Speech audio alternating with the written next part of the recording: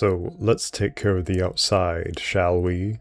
So you come out over here and Grace asks if Emily is okay because she's not feeling too well. And Emily is like, yeah, I'm okay.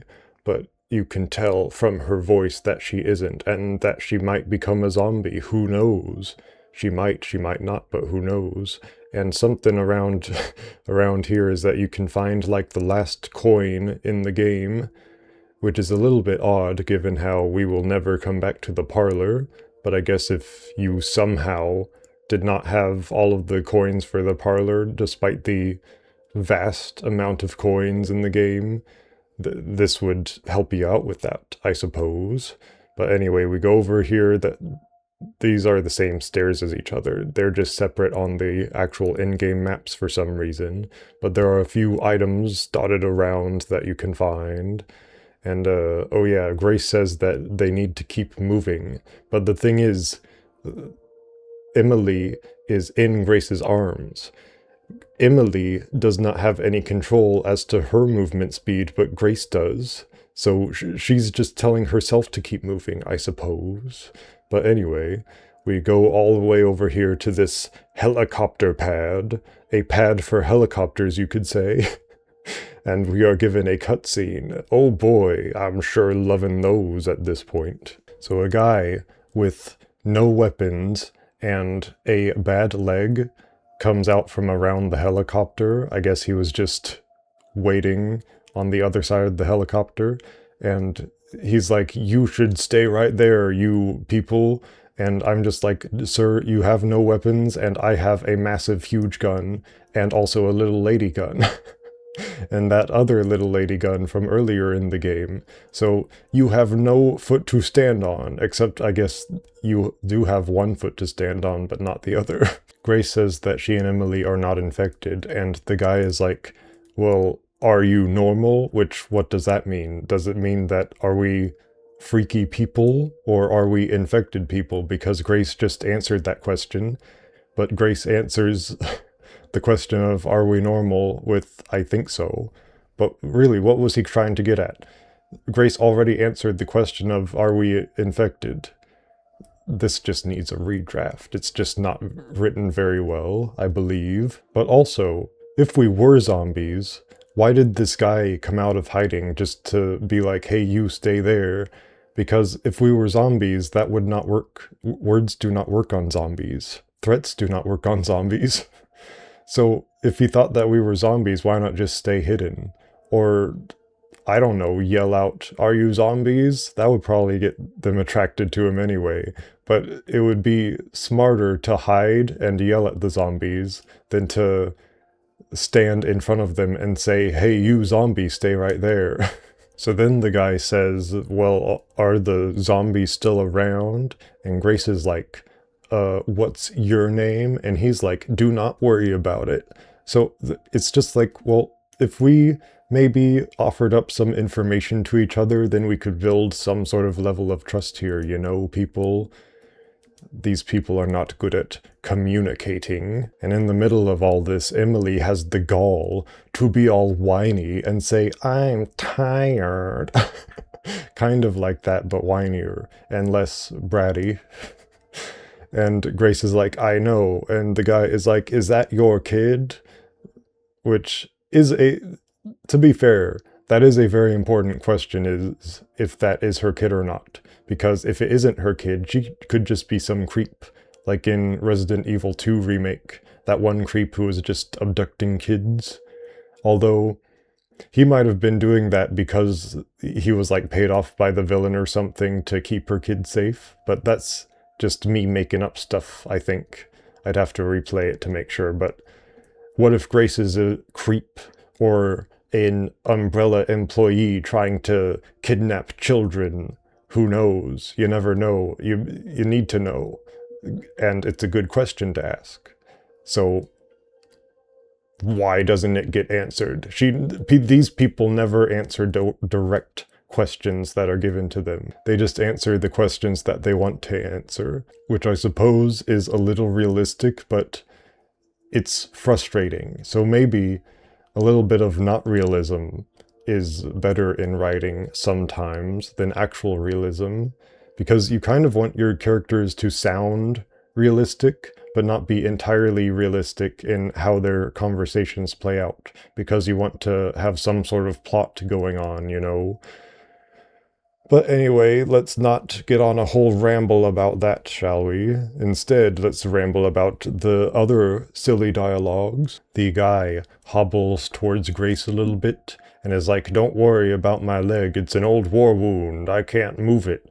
So, if this guy was in a war at some point, and some sort of war, we're not given any information as to what kind of war, but if this guy was in a war at some point, then and he has a bad leg, then why doesn't he have any guns on him? I understand that he's like a worker in this facility, but if he's a war man, then he should have a gun on him. Like, I just think it's a little silly is all.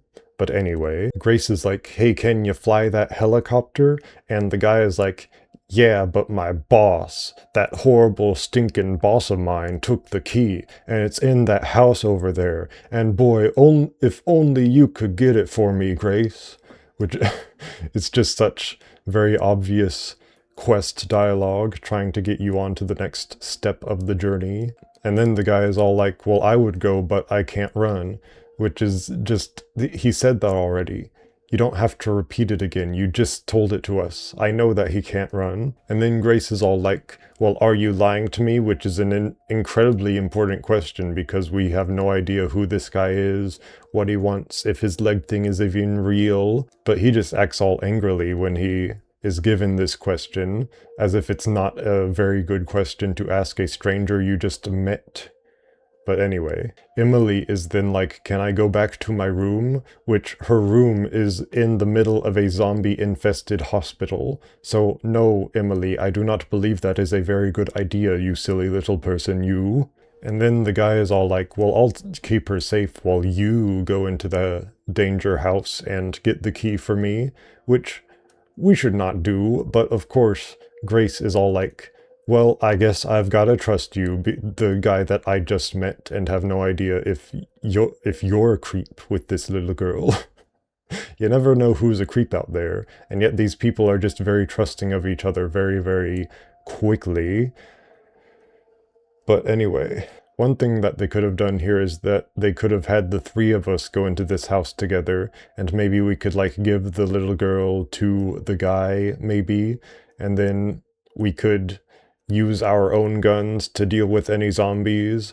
But no, they seem to be very adverse to having any segments where you are leading another NPC around, non-player character around.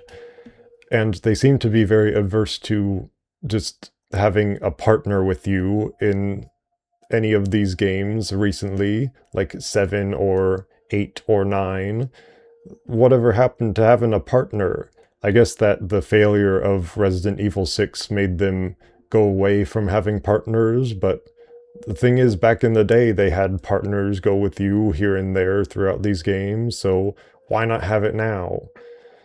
Instead, we just have people trusting people at random times for no reason, because the plot just has to happen.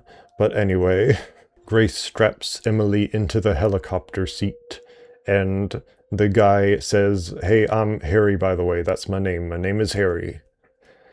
So that's his name. He could have just said that at the beginning, but no, he wanted to be obtuse, so that I don't know why he did that. There was literally no reason. But anyway, enough of that cutscene. The cutscene is over. We're gonna do some gameplay. Yay! Hopefully it's very, very complex and interesting, unlike the gameplay so far. So we go from the helipad into this house over here, and there's an item box we can use, but the main area we're looking at is this big office space, for some reason known as the VIP suite. It's not very much of a suite. There isn't a bed in there. It's just an office. But you look around at different objects. You look at this podium over here, and it flips open, and there's a slot for you to put something in there, which is just, what? Why is... okay. And you can find an hourglass, like over here, I believe, and unscrew it, but from where it is, that is. And the hourglass does nothing, but it does show some, like, cool physics if you look at it in the inventory. And if I might mention it, there is, like, real-time water physics whenever you have something like a Molotov bottle and you're moving it around. So I think that's neat, that there's real-time physics in this game. Wow, we're in the future! How futuristic of them! But anyway, the hourglass is useless, except for that there's a puzzle. Like, a very cryptic puzzle that we will be getting into in part 8. So be excited for that whenever that happens. Maybe it'll be 70 months from now, who knows? But what we're supposed to find is this wine glass over here. This wine glass has this piece of paper on it, and you're supposed to, like, align it with the bottom of it with the top of it, and it, like, twists like that, like this pin twists like that, and you align it, and then you, like, pull it apart, and it becomes this huge, like, vein of DNA for some reason, and you use the vein of DNA and you put it in this podium over here, and then it turns out, oh no, the entire room is an elevator that starts moving downward. And I'm just like, man, this is silly and stupid. How are you supposed to operate this elevator normally? You just, I suppose you put in and take out the vein of DNA, which is not a real vein, it's like made of metal, but I guess you're just supposed to put it in and take it out to make the elevator move up and down. But why not just have, like, a secret lever or something? Like behind that painting that Leon moved earlier on.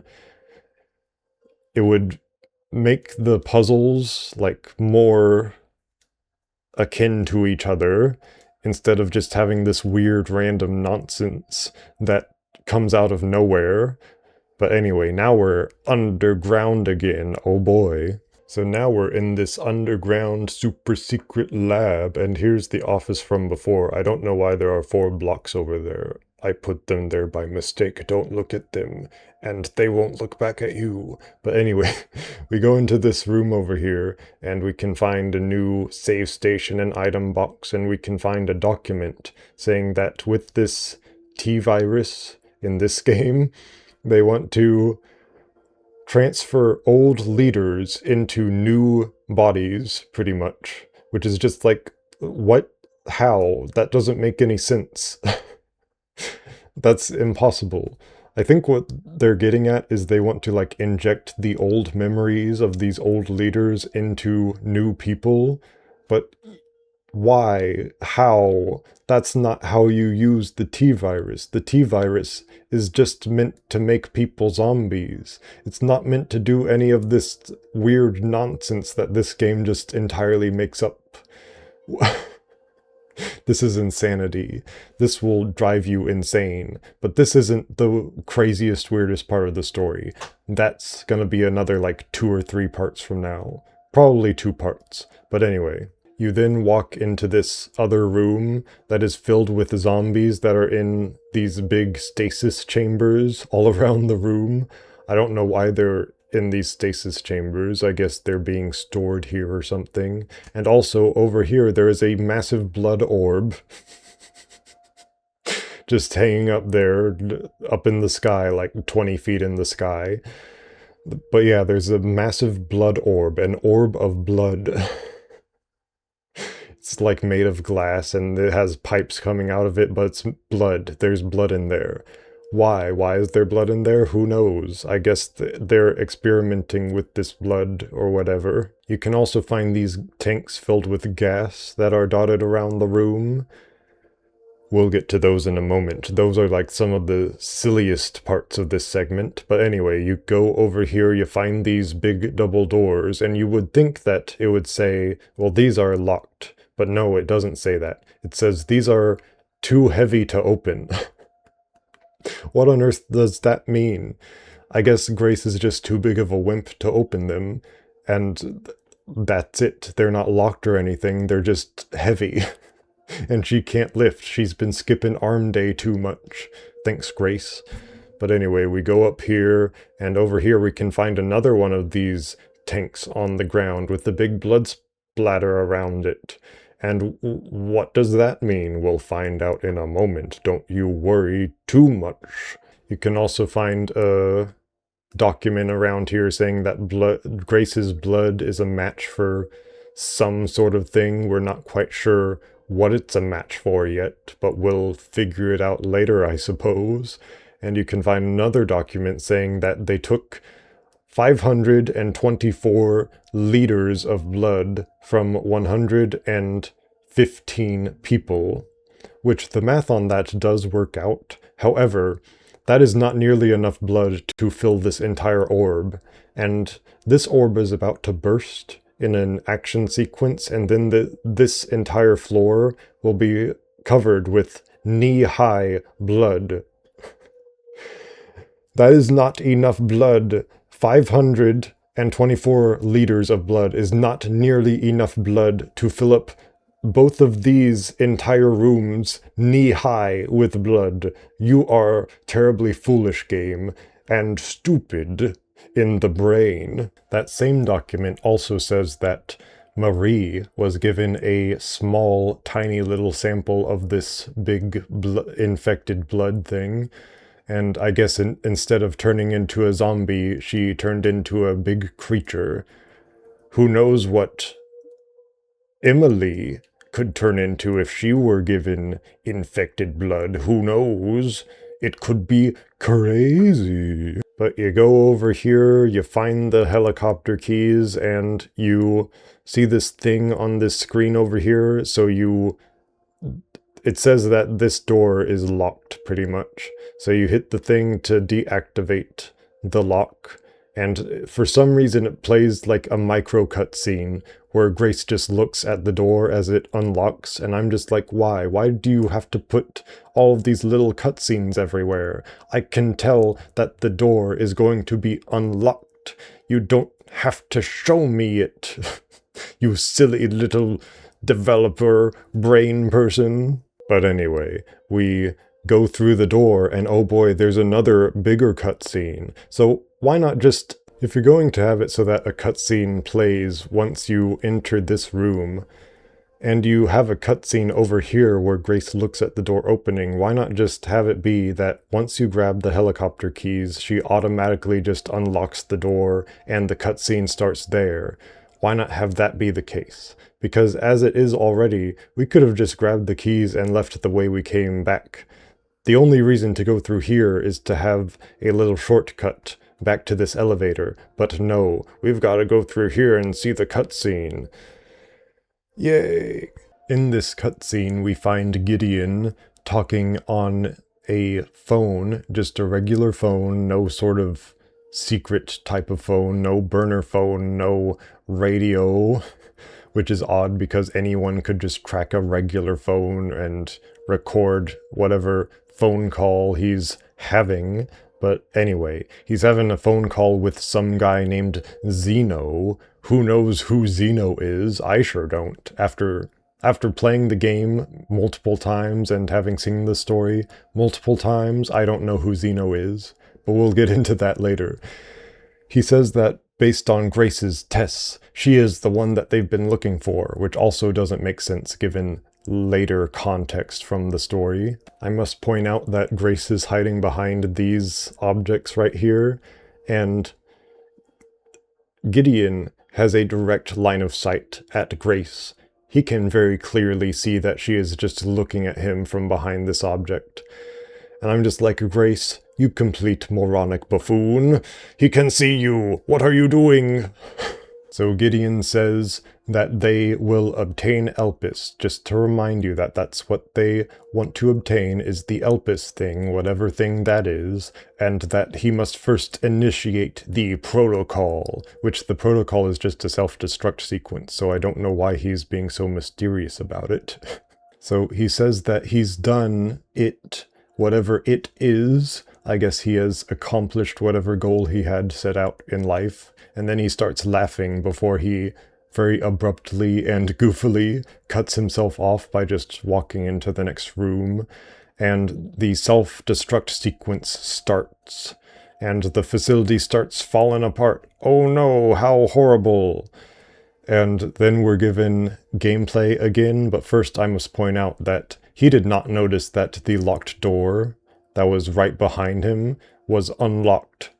How do you not notice that? You're probably the person who locked it, and it's probably even wide open when you turn around and see it. But no, I guess he's too distracted to see the person who's right in front of him and the door that is wide open right in front of him. Either that or he does see you and just doesn't care about you and wants to destroy you along with the facility, which doesn't make sense given his plans. So he is just being, like, unobservant in this scenario for some reason, some unknown reason. But anyway, back to gameplay. We go back through here and we find that the elevator has been taken. Oh no! How will we ever get out of here? But oh look, we can go this way and those doors up there are now open. But first, the zombies start waking up. Oh boy, how will we deal with them with all of our ammos? We could probably use our ammo, like a lot of our ammo, but the developers have decided to give us an out, so that we don't have to use any of our gun bullets at all during this section. Instead, we can grab a canister of this spray gas and spray it at the zombies and they will explode. And I cannot emphasize this enough. It is like spraying compressed air at a zombie and making it blow up just by having air sprayed at it. I have no idea what sort of gas is in these containers. There are no documents explaining what these containers are. There are no tutorials explaining how to use these containers or what they're filled with. They're just there, and you have to notice that you can pick them up and use them to explode the zombies by spraying them. Which is... why? How? Why? Why did you do this? This one weapon alone makes the rest of the series from now on entirely pointless, because why not just mass produce this zombie explosion gas and have that be the weapon that you fight the zombies with in every single part of the series from now on? Zombies are now useless. They are inert, given this gas that can just blow them up. This is why you have to take some care when making your world and the things that go in it. And not just say, oh, this thing can explode these zombies in this section because we just want the player to get through here. No, you don't do that.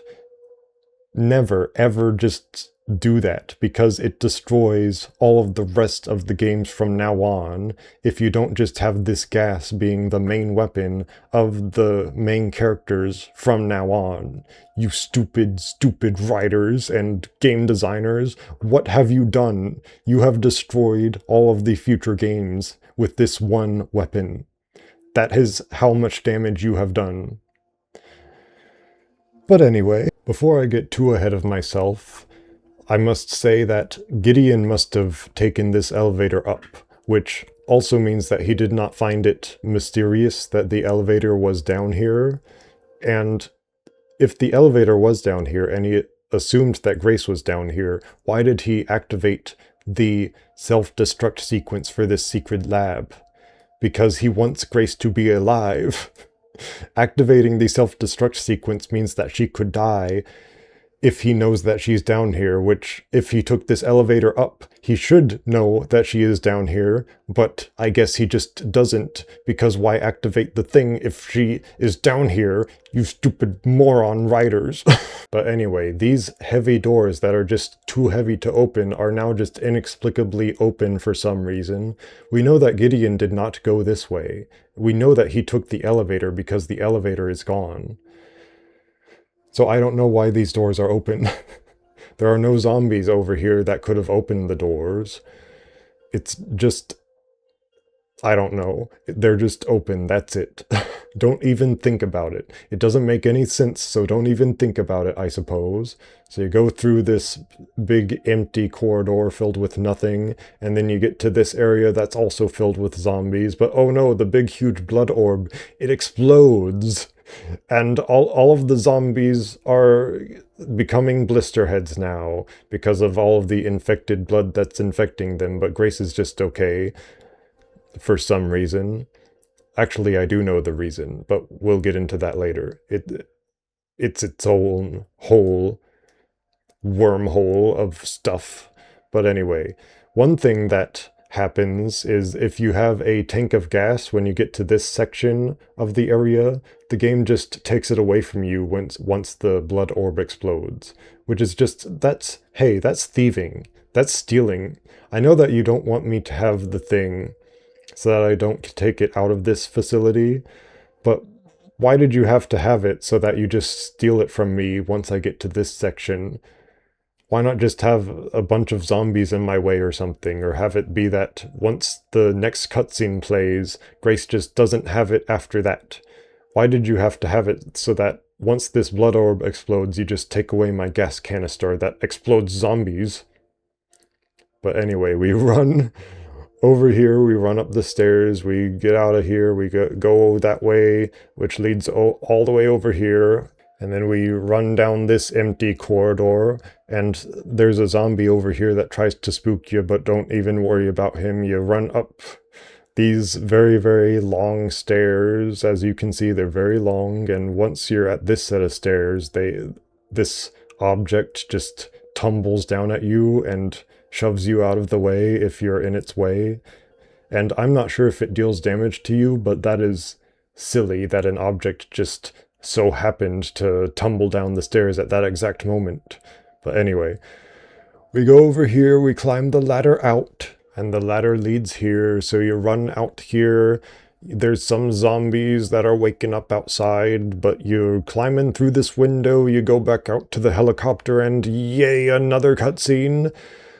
We've had so little gameplay, so little actual meaningful gameplay where we're fighting zombies, trying to survive, and we have so many cutscenes in this segment alone.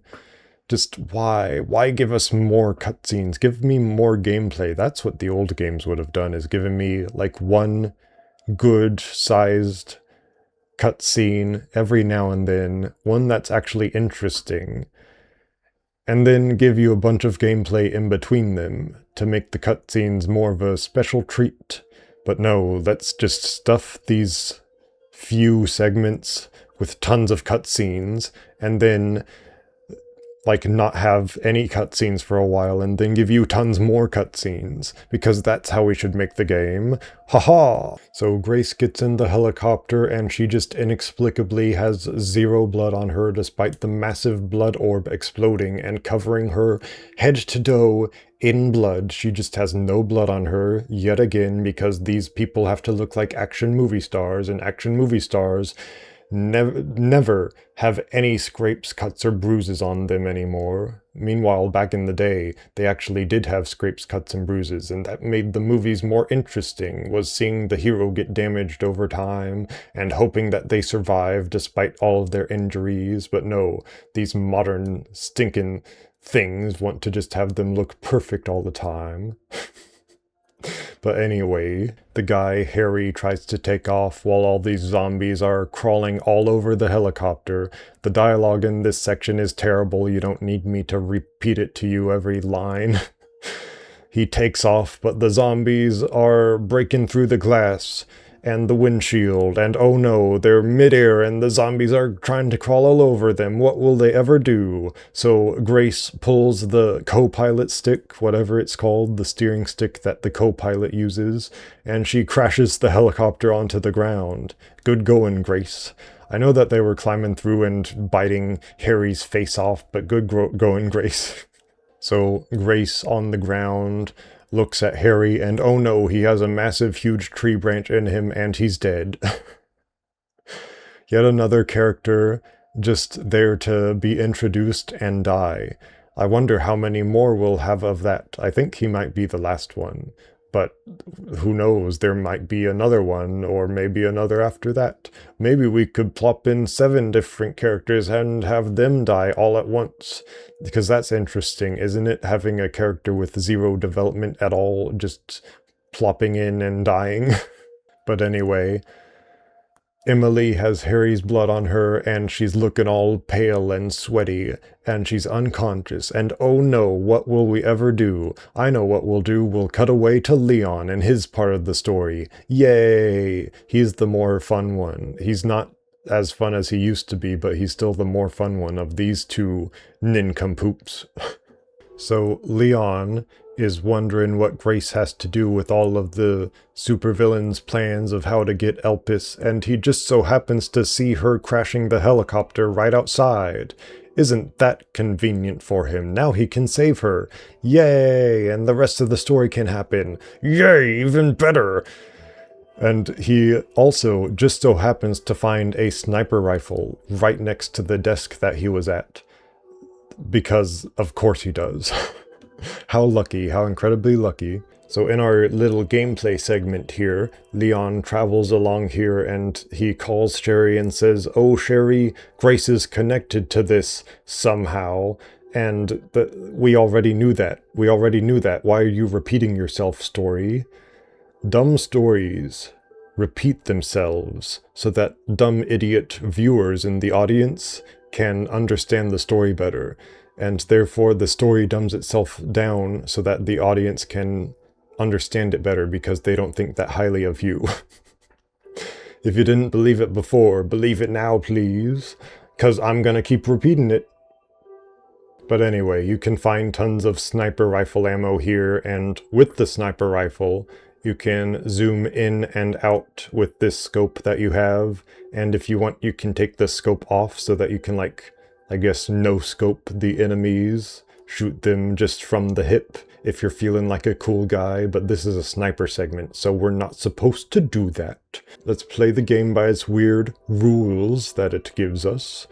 So we go through here, we find a sniper's perch just right over here, right where we need it to be, and when you happen to have it, there's a cemetery over there, and Grace is getting out of the wrecked helicopter, and she's trying to run into this chapel, which is just on the grounds of this care clinic. For some reason, they just have a chapel over there. I guess it's more efficient than going to some other church for when you have the dead. There's like an explosive over here, but if you shoot it too early, then you might fail the segment entirely, because there's a large enemy. Like, there's a chef-type enemy that they just copy and pasted and put over here that walks up to Grace eventually, so if you take out the explosive too early, you might not be able to beat him as easily as you could with the explosive. But anyway, there's tons of zombies that pop up and you just shoot them for a while Grace fails to get into this church. And eventually, once you've shot enough of them, she barges in and you can finally stop shooting them. And you can slide down the roof here. And while Leon is sliding down the roof here, he just so happens to fall onto a zombie head, crushing it like a Goomba in Mario. Boy, we're sure video games now that we're crushing zombies like they're Goombas. Yeah, that makes me scared of zombies. Doesn't it make you scared of zombies? Reducing them to Goombas? There's an explosive over here, you can throw it at zombies, but weirdly enough, you can only pick it up and throw it if there is a zombie, like, in direct line of fire with Leon. But anyway, little oddities aside, there are a couple of zombies you can exterminate before heading straight into the church where there's a little cutscene. Yay, more cutscenes! Give me more cutscenes! So Leon finds the 2 in the church, and Grace is like, "Hey, this is Emily, and I can't stop the bleeding, please help me." And Leon is all like, "Don't worry about it." And because he wants to reassure her and make sure she's all calm, because he's been through stuff like this before. What a cool guy. And he just looks behind her and finds this door leading to a water treatment plant, which also just so happens to be on this facility, on this property of this care clinic. Why is there a water treatment plant here? Why? That would be so huge. That would take up so much space. Why is there a whole water treatment plant just for this one care facility? So Leon takes the initiative and picks up Emily and takes her towards the door, but oh no, there are zombies coming in, and Leon hands her off to Grace while shooting a zombie, which is very cool of him. It's very cool to see. And Grace goes through the door and leaves Leon to fight out the next enemy arena on his own. And this arena isn't really anything too special. You're just in this little church area, and there's this new big fat guy who has these little pockets of weak points around him, and if you shoot the weak points, then they will eventually explode, and once they explode, they will mutate zombies that are around into the blisterhead zombies. But other than that, you just shoot him till he dies. Shoot the big weak points until he dies. And eventually you win the segment and you can leave. But wait, I have criticisms for this. Once you win, there's this timer that's invisible. And once it counts down, it just automatically plays a cutscene, which takes you to the next part of the game. But what if there are things that are dotted around, like from the zombies? Like, what if they dropped ammo, or healing items, or not money? We'll get to money later. But what if they drop stuff and I want to pick it up? But the cutscene plays, and then I can't pick it up anymore. That has happened not only to me, but to other people I have researched in trying to make these videos. So if you'll make it so that the next segment of the game happens once Leon goes through this door, why not make it so that I can collect these things with as much time as I need, and I just go through the door on my own when I'm ready to? Why have it that I am forced to go through the door on your time? Why not make it be that you are on my time, game? I think it's that they want to just shove the player through the game and not have them think too hard about it, and then eventually they beat the game and then they just never come back to it and they say, oh, that game was good. I think that's what happened with a lot of the players who played this game, but we can get into conspiracy talk later. Right now we can get through the story.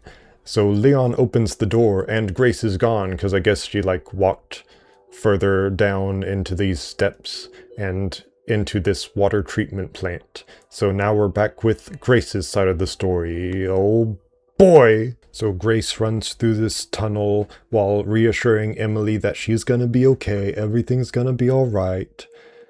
And then we're given gameplay again. Yay, actual real gameplay? No. What do you think this game is? It's Resident Evil 9, not a real actual game. Ha ha ha. So we start off all the way over here and we just pretty much walk around until we come across this area and we walk up these stairs which lead all the way over here because this is floor 2 and that's floor 1.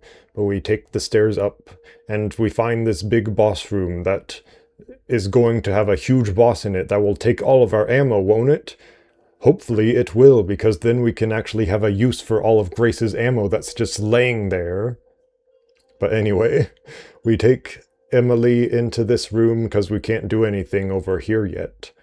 And Grace, and there's another cutscene, yay! So Grace says that this big room that she's taken Emily into is a dead end, which she will be proven wrong very shortly about that assumption. And then Marie comes into the larger room behind Grace, and Grace is all like, well, oh look, it's that thing over there. And I'm just like, well, that's rude. You know that her name is Marie, so why aren't you calling her Marie? Probably because the actual cutscene where you find out that her name is Marie is an optional cutscene, so they didn't want to confuse anyone who didn't find that cutscene. But the thing is, her name is also in documents that you can find. So it's just weird. Grace should call her Marie at this point, and she should know that she was a child too at some point before being this big zombie creature. And then Grace lays Emily on these big metal beams that are just laying there, and she's all like, I've gotta go deal with that big creature now, I suppose. And one thing that's funny is that we have medical injectors, and we've seen that with Leon in the story, they actually work to heal your wounds. So why don't we just use a medical injector on this little girl lady? But no, we don't want to do that. We don't want to be consistent with our stories. Why would we do that? Then the story would be over sooner.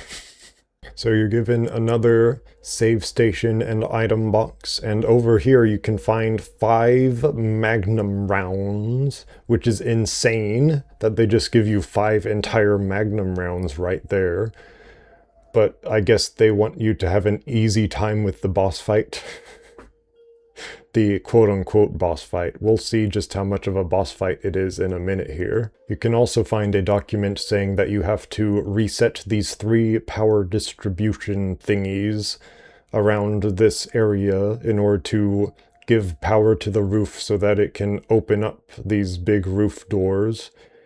And then the sunlight can come in and Marie can be vanquished forever because now it's daytime outside.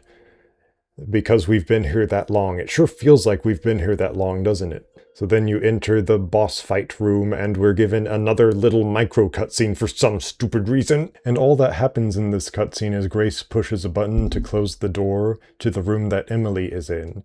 And it sure is lucky that that door is not affected by the power being out, isn't it? Stinking contrivances. I hate you, contrivances. Be deleted from my memory forever. So you come out of there, and every now and then you can find a spotlight like this, and you can turn it on for a brief period to like light up an area and like scare away Marie. But she isn't up here yet because it's, I guess, a tutorial section showing you how to use the stoplight, spotlight, whatever it's called. And isn't it lucky that these lights are also not affected by the power being out? But whatever. You can push this button to open up the ceiling doors, which should not work at all, but for some reason, it opens them up just a little bit and then goes, oh wait, there's no power. And then the doors stop opening. Why? Why did you open the doors up a little bit? Why didn't you just say, oh, the button doesn't work because the power is off, you stupid idiots? But anyway, we go over here, we climb down this elevator shaft, which takes us all the way over here to this segment, to the first floor, and then we can find yet another magnum round. They just gave us 6 free magnum rounds, I'll have you know. So we go over here, and oh no, Emily, or not Emily, Marie, you know, the other little girl who's a monster, the one who's an actual monster, she's around. And we run away from her, and there are 2 places where we can run, which is like this way or that way. Let's assume we go that way, because that's the way that most people go, including myself. And over here you can find another spotlight. And over here, a grate falls from the ceiling just to scare you. It just wants to scare you. Emily's not coming out of the grate in the ceiling. It just pops down for no reason just to scare you. So you go over here and there's a power redistribution lever, and Grace tries to move it and she's like, oh boy, it's stiff. Which is not, no, you don't want to be saying that as a lady in one of these games, because people are freaky. But anyway, you try once to move the lever, and then you try again, and this time you have to hold the button down to make it move. Yay, holding buttons down. But while you're holding the button down, Marie comes down from the ceiling and tries to swipe at you. But if you immediately hold the button down and hold it to completion, then you can just like tank a bit of the damage that she deals to you and heal it later. That, or you can find this Molotov over here and throw it at her, and that'll stun her for a bit. Or you can shoot her with one of your 6 new Magnum rounds you got. Or you can just go over here and use the spotlight and not use any ammo at all. Which is probably the better option of all of these, because it uses 0 ammo, 0 useful ammo that could be useful later, that won't be useful later because of how short Grace's segments are and how little enemies she's given and how few boss fights she has. But anyway, you turn the lever and the power is back on in this segment, and that means that the lights are back on, and Marie runs away, and then you run around and maybe you go over here. Let's say you go over to this segment, and there's a spotlight right there, and there are these barrels blocking this way. So you go over here, you try to hit this lever, but oh no, Marie bursts through the barrels and tries to grab and attack you, but then you remember, oh, there was a spotlight over here, so I'll run back there and turn on the spotlight, and she'll just stay there while the light is hurting her and probably run away and probably run away or something. And then you go back here and you just hit the lever, and it's a one-time hit. And then the power's back on. Instead of being like a hit it and then you hold it, this is just a one-time hit. You just use it. And now the barrels are blocking this way, but the barrels are knocked down, so you can go this way. So the lights are on and Marie is scrambling to get away, and she's just somewhere. We don't know where she is, probably in the ceiling or something, but we go over here. And, oh no, this lever is missing. What will we ever do? We will look in this room that is literally right next to it to find the lever. And it's just sitting there, menacingly. So this room could also act as a little circle to get around the monster. So there's another circle for you. They just love their big circles that you can do. So you come out here with the lever in hand, and oh no, Marie comes out, and she grabs you by the head and throws you over here, instead of like crushing you or killing you. And this is a scripted thing, but we don't care about her, we just want to get to that lever. So either use your ammo or run around until you find some way to avoid her, and then come back here and put the lever in the thing and hit the lever and the lights come back on. Yay! And now the lights are on throughout all of this area. Isn't that joyous? And now we can go back to this elevator and take it back up over here. And we can now hit this button. But oh no, Marie is in this area. And she might kill us. But if you just hit this button, it's fine. As the roof opens up, Marie is sort of teleported from wherever she is to like over here. And she melts. And which is tragic because she was a little girl, but pretty much no one in the story actually mourns her, which is an odd thing to do, to just have nobody mourn how terrible and horrible that is, especially given the cutscene we're about to have with Grace and Leon, about how ethical it is to kill a little girl when she is transformed into a huge, massive monster.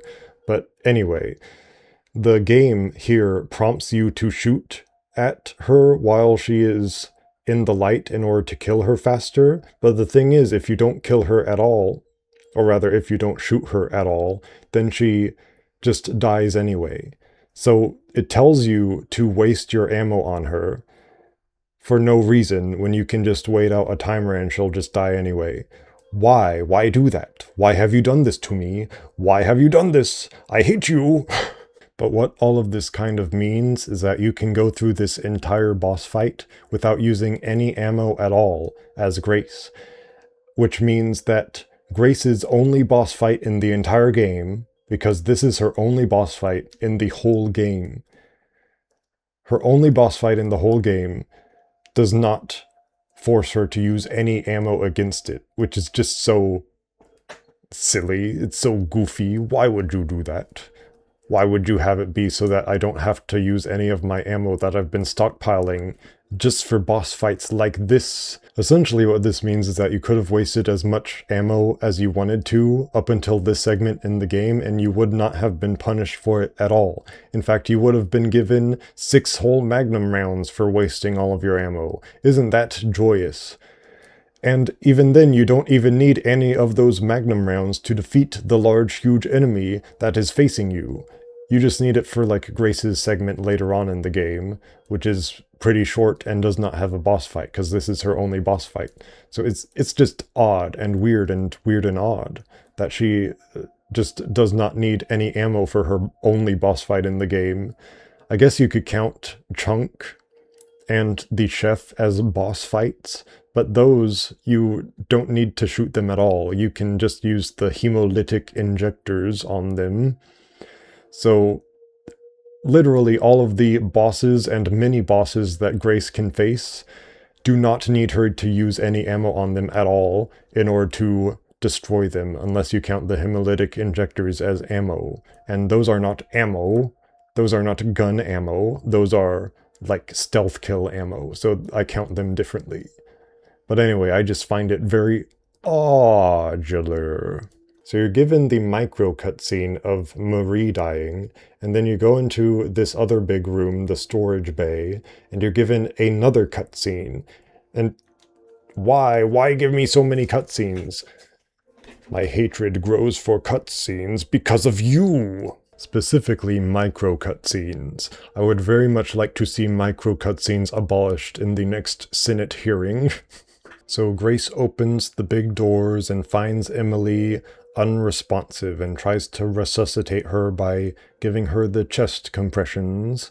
And for some reason during this cutscene, there is an angle that the camera takes that is behind Grace, which means that while she is giving her these chest compressions, trying to save her life in this life or death scenario, you're just given this shot, this very awkward shot of Grace's butt just going up and down, which I think is very odd. I mean, it's not, the camera is not close to Grace, it's like that far away, but I still feel like it's odd to be given a camera angle like that in this cutscene that's trying to be very heavy, and it's like, oh no, the little girl's gonna die, but look at Grace's back for this little moment. Like, why?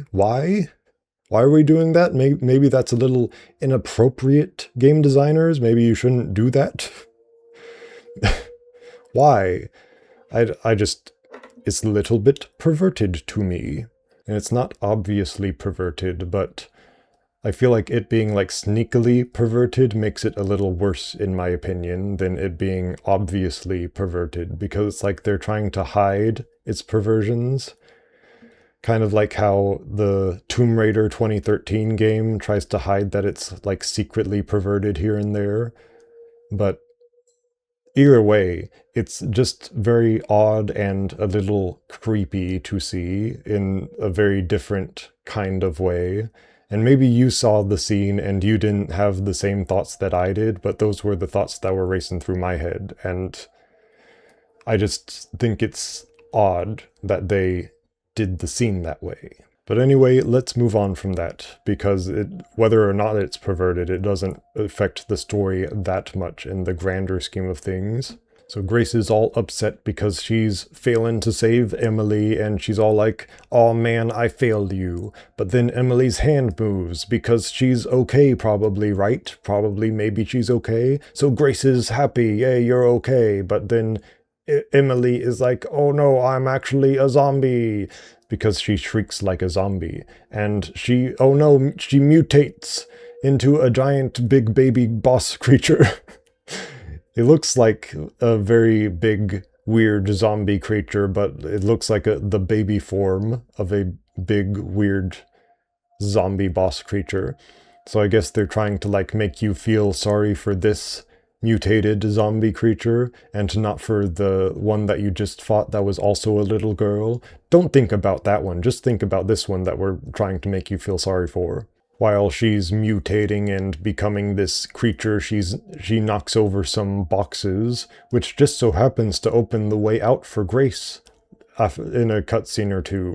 So isn't that lucky for her? Yay! So Leon now finally decides to come in and he shoots Emily, and Grace is like, oh no, I am all distraught because of that. Despite not caring at all that Marie died and she was also a little girl. But anyway, Leon is like, I'm sorry, Grace, because he knows that this is a monster and you can't reason with it and you have to kill the monster.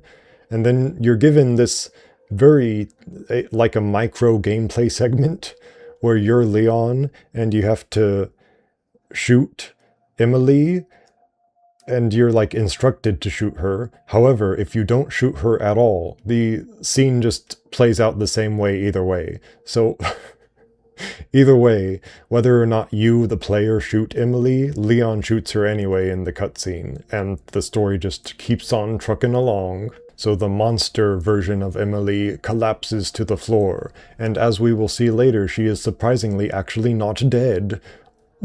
Somehow. I don't know how, but she is just somehow not dead, despite these bullets going through her vital organs and making her collapse to the floor. I guess they just knocked her out. They just banged against her skull. So Grace hugs the big, huge zombie corpse of Emily and is like, oh, you, Leon, I wanted to save her. Which, Grace, you stupid idiot. She was a zombie creature. How could you have saved her? Grace then states that she would have never made it out of the care facility if it were not for Emily, which is just an outright lie. She could have figured out that one puzzle box on her own if she just were not a stupid idiot who was like, well, I need that blind little girl to solve it for me because I can't figure out that there are only 6 different ways to input these different inputs into this puzzle box. And the thing is, the entire underground segment, we only went through that because Emily got caught by Marie. So she might have been a bigger hindrance than anything to Grace. So saying that she was the only reason that you got out of the care facility at all is a little bit silly in my opinion. But hey, opinions are like onions.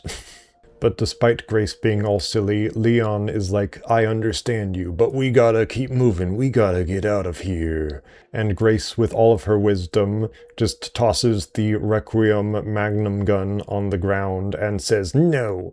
And she just walks away, seemingly just giving up on life because Emily has seemingly died, but as we'll see later, has not actually died.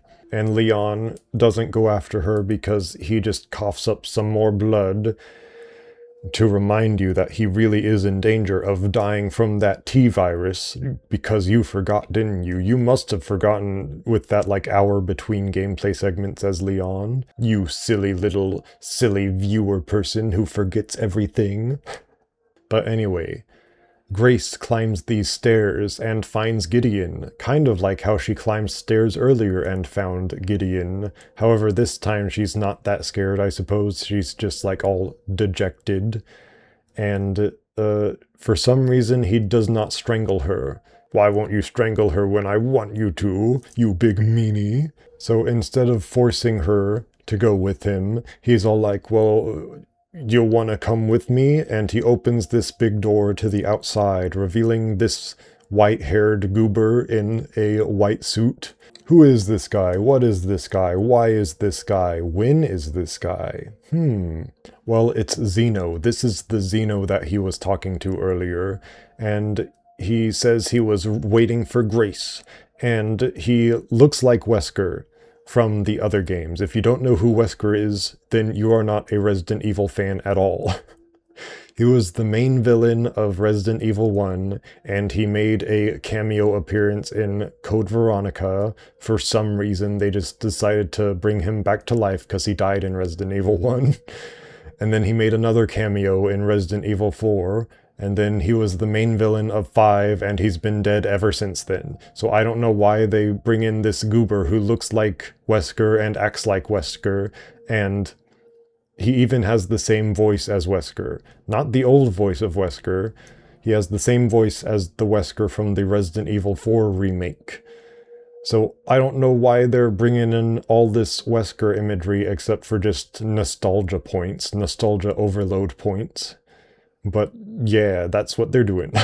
But surely this Xeno guy has a detailed and complex backstory of his own, right? And surely he will be his own interesting villain who doesn't need just his Wesker imagery to prop him up in the viewer's mind to be like, oh, I remember Wesker. Wesker was cool, so this Xeno guy is also cool. Surely Xeno is cool on his own, isn't he? But Grace is all like, well, who are you? And he doesn't answer because of course he doesn't answer. No one answers any questions around here. Xeno then says that Grace was the reason that Raccoon City was destroyed, and they need her to build a new world. Not her to build a new world, but they need her in order for them to build a new world. But the thing is, they just blatantly retconned the reason for Raccoon City being destroyed in Resident Evil, I believe, 3. And if you don't know, Raccoon City was a zombie-infested US city that the president decided to nuke because it was infested with zombies. And that, back in the day, was a simple and clear enough reason, but I guess they need to retcon the nuke in this version. And trust me, we'll get to retconning the nuke later on. We'll get more into that. But for now, Xeno says, hey, you want to come with me and see what your true purpose is? And then we thankfully cut to black, and we're left to assume that Grace just follows these horrible, bad people around, while Leon will try to stop her by going into Raccoon City after the nuking. Yay! Which will be the next segment. But for now, I believe we have gone far enough for today. We can close the book on this chapter of the story, and next time we will go over the first part of Raccoon City, which should be pretty long, but most of it is just gameplay and explaining different little gameplay quirks and things.